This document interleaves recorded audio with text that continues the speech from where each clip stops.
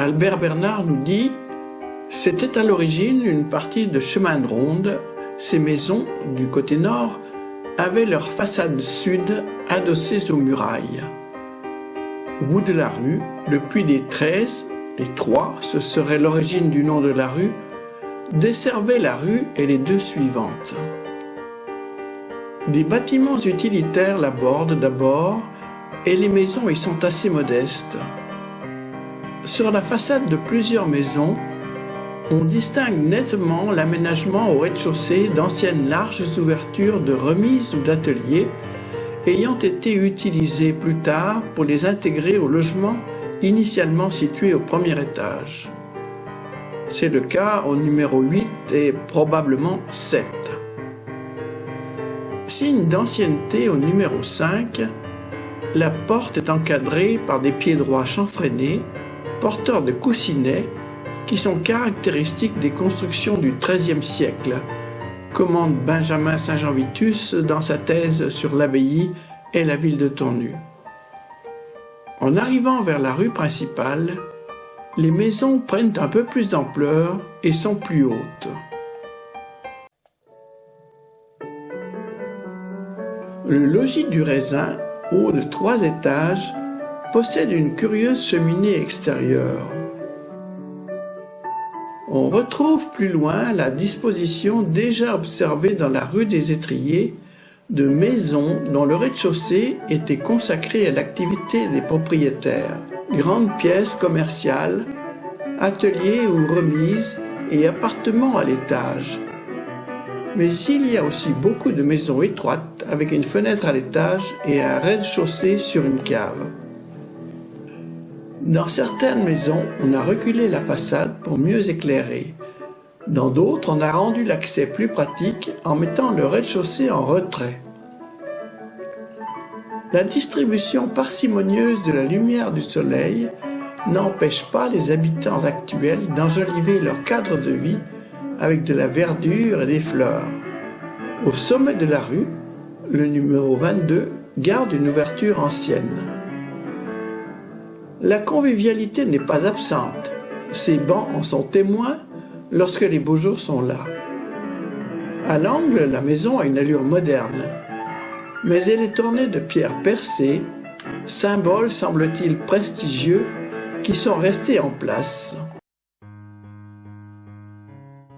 La rue Jules Ferry a été signalée comme l'une des rues les plus importantes du castrum. Face à l'église, elle est un lieu un peu plus prestigieux que les autres.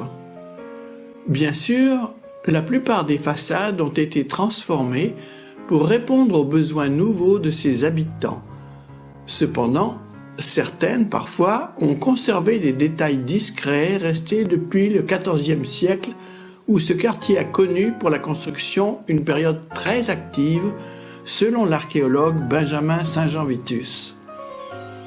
En général, dans cette rue importante du castrum, les maisons sont souvent plus larges et plus hautes que dans les autres, qui sont perpendiculaires à l'axe principal. La maison numéro 19 garde la large ouverture avec un linteau de bois. C'est à l'origine une pièce de travail. Alors que le numéro 17, duquel elle est contiguë, a une entrée séparée de la fenêtre, la pièce se trouvant au-dessus d'une cave.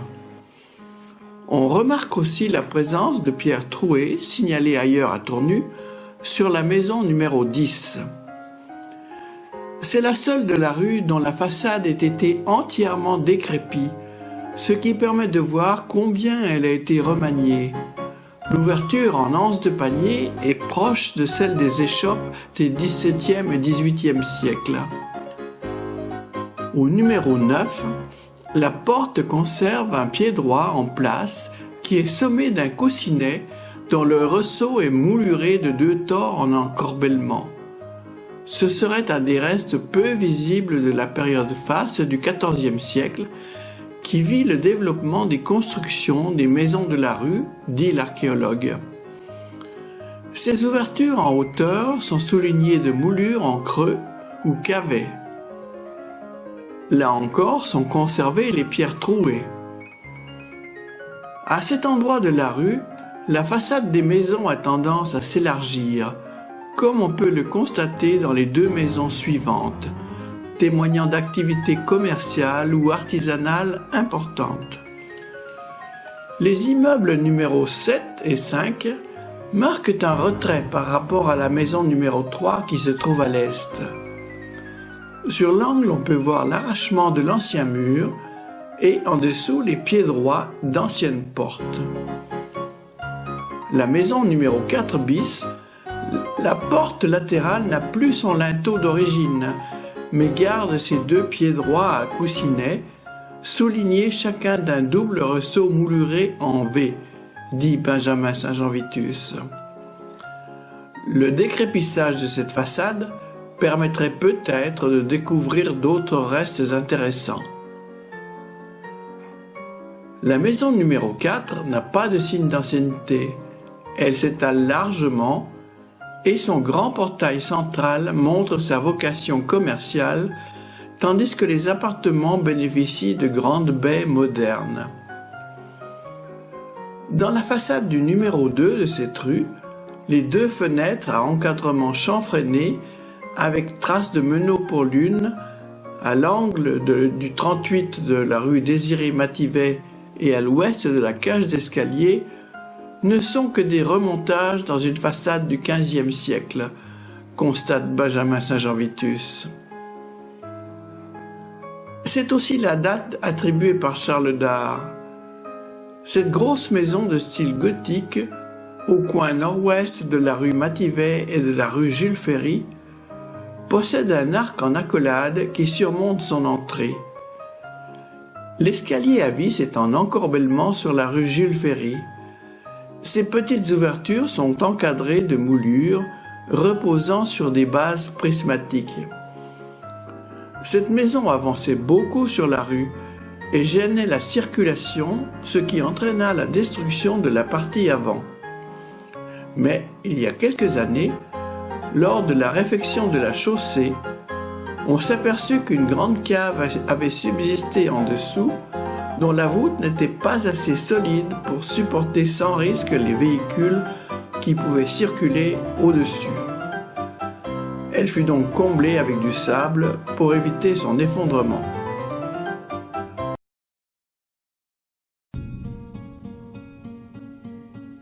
Les façades du côté sud peuvent appartenir à des maisons traversantes qui ont une autre façade rue Jules Ferry.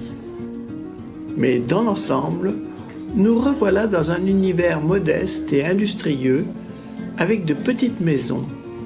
Le numéro 1 semble appartenir à l'arrière de la boutique de la rue Mativet.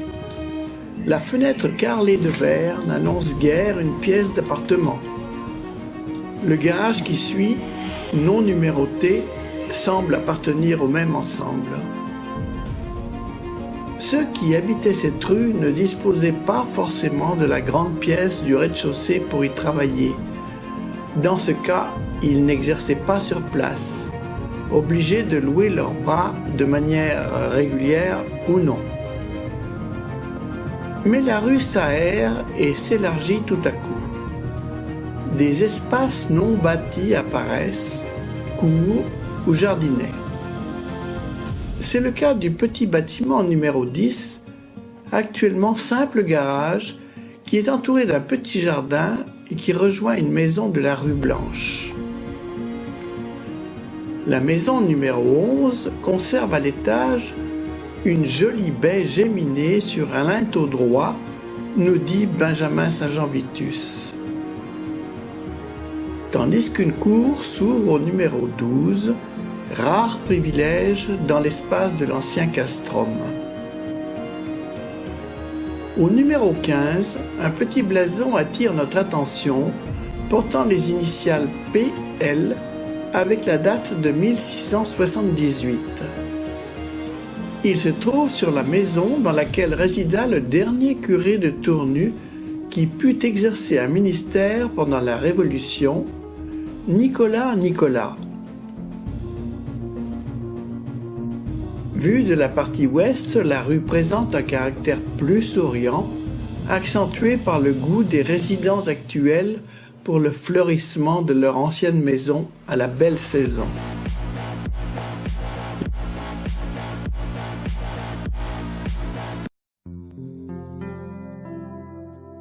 Entamons la visite de la rue Blanche. Comme la précédente, elle est un peu plus large à l'entrée ouest, sans posséder les mêmes espaces aérés. Au numéro 15, une toute petite maison possède une grande remise et l'étage semble n'être qu'un grenier, tout au moins actuellement. Celle qui se trouve à gauche, au contraire, pourvue d'un petit garage bas, est plus développée en hauteur. Des baies superposées semblent anciennes et offrent de quoi éclairer l'intérieur.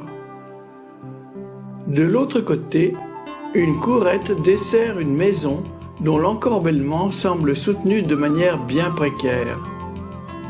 Ce n'est qu'une dépendance de la haute maison à droite, dont la fenêtre à l'étage montre une double accolade gothique. La toute petite maison numéro 1 est nichée dans l'angle.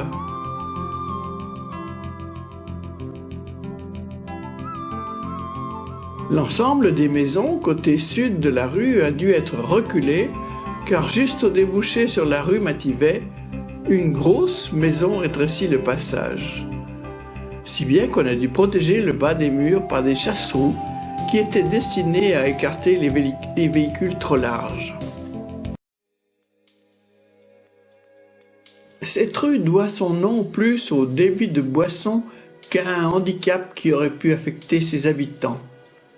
Elle n'offre pas grande particularité. Ces maisons n'ont guère conservé de détails anciens dans leur façade. Comme partout, les maisons à façade étroite ont été remaniées, les ouvertures des rez-de-chaussée ont été modifiées pour aménager de petits logements. Les fenêtres sont superposées sur 3 niveaux. Beaucoup de personnes isolées, âgées ou non, se logent ainsi dans des appartements qui ont souvent été réparés grâce à des campagnes de rénovation. Plus loin, les maisons 4 et 6 sont plus larges, plus récentes, peut-être comme la numéro 8 et la 10. Ce côté, au nord de la rue, semble un peu privilégié, mais les maisons sont tournées vers le sud et reçoivent plus de lumière et de chaleur. Nous changeons d'univers au tournant de cette rue. Plusieurs maisons annoncent une zone plus prestigieuse, avec des maisons plus récentes, mais de factures soignées.